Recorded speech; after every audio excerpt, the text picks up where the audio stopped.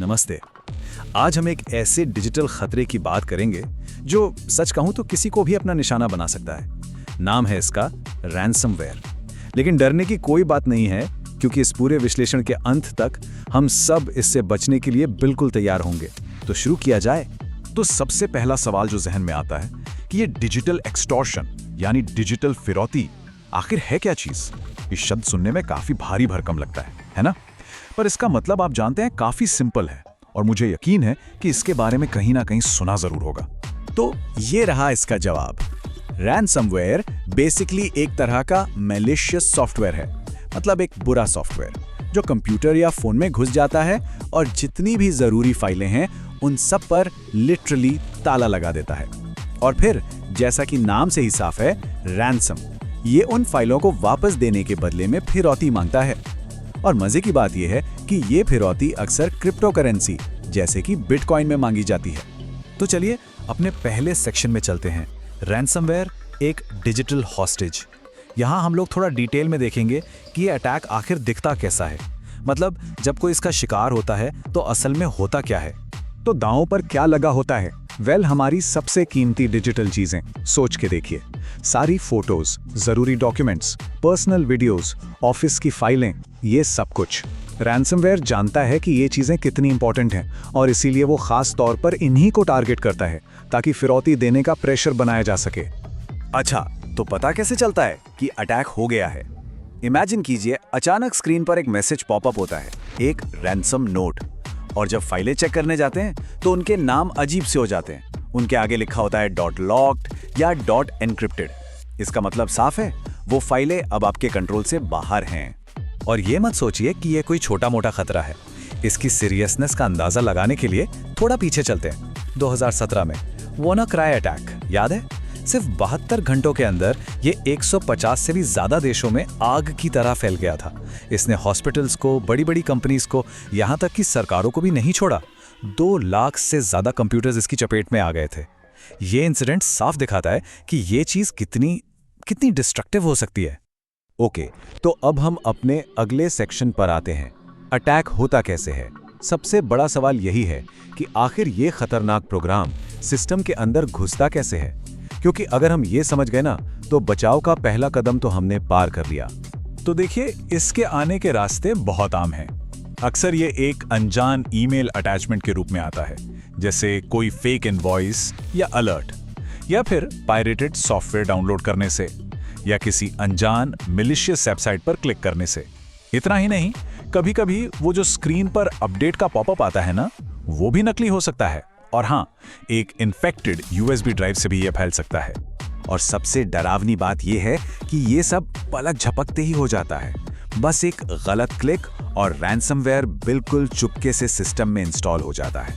इससे पहले कि किसी को कुछ समझ भी आए, सारी इंपॉर्टेंट फाइलें एनक्रिप्ट हो जाती हैं, और फिर बूम, स्क्रीन पर वो रैंसम नोट आ जाता है। तो अब हम उस पॉइंट पे आ गए हैं जो शायद सबसे मुश्किल है। अटैक के बाद हर किसी के मन में बस एक ही सवाल घूमता है, क्या रैंसम दे देना चाहिए?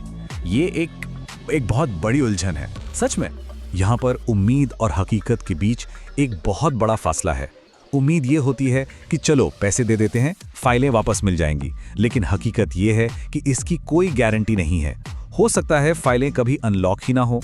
उम्मीद होती है कि समस्या खत्म हो जाएगी, पर सच्चाई ये है कि सिस्टम अभी भी इन्फेक्टेड हो सकता है, और क्रिमिनल्स की नज़र में आप एक इजी टारगेट बन जाते हैं। और सबसे बड़ी बात ये सोचकर कि ये सबसे तेज सॉल्यूशन है, हम अनजाने में ही इन क्रिमिनल एक्टिविटीज को फंड कर रहे होते हैं। तो अगर खुदा न खास्ता ऐसी सिचुएशन आ जाए तो सबसे पहले क्या करना है? नंबर 1 रूल, घबराना नहीं है, बिल्कुल शांत रहना है। फिर सबसे पहला काम, कंप्यूटर को इंटरनेट से फौरन डिस्कनेक्ट कर दे। सारी यूएसबीज, एक्सटर्नल ड्राइव्स, जो कुछ भी कनेक्टेड है सब निकाल दें, और इन्फेक्टेड सिस्टम को पूरे नेटवर्क से अलग थलग कर दें। ये इसलिए जरूरी है ताकि इन्फेक्शन आगे ना फैले।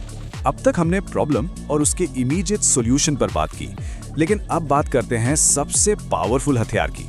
एक ऐसा उपाय जो अटैक से पहले ही हमें तैयार रखता है, और वो है बैकअप। ये एनालॉजी देखिए कितनी परफेक्ट है। Backup equals digital insurance. इससे बेहतर इसको समझाया नहीं जा सकता।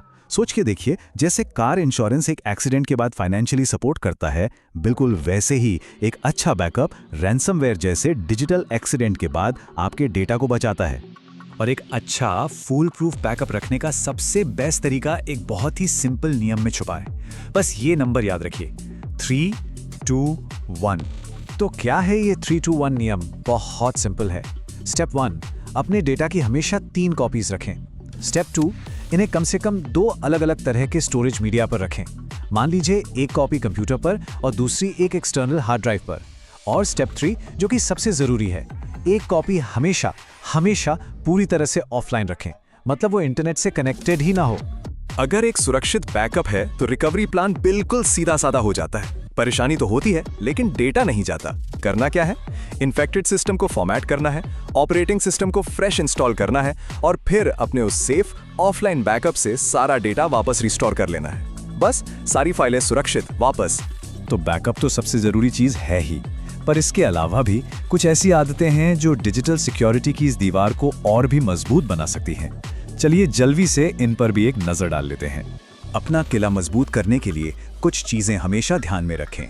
एक अच्छा एंटीवायरस इंस्टॉल करके अपडेट रखें।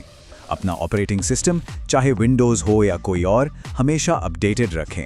अनजान ईमेल अटैचमेंट्स को लेकर हमेशा सस्पिशियस रहें, उन्हें कभी न खोलें। पायरेटेड सॉफ्टवेयर से दूरी बनाकर रखें। मजबूत और यूनिक पासवर्ड्स का इस्तेमाल करें। और हाँ, सबसे जरूरी, रेगुलर बैकअप को एक आदत बना लें। और इस पूरी चर्चा का जो सार है, जो निचोड़ है, वो इस एक लाइन में है। देखिए, रैंसमवेयर एक खतरनाक हकीकत है, इसमें कोई शक नहीं, लेकिन इससे डरने के बजाय अगर हम तैयार रहें तो इससे बचा जा सकता है। हमेशा याद रखें, तैयारी ही सबसे बड़ी ताकत है और इस लड़ाई में बैकअप ही सबसे बड़ा सिक्योरिटी वेपन है।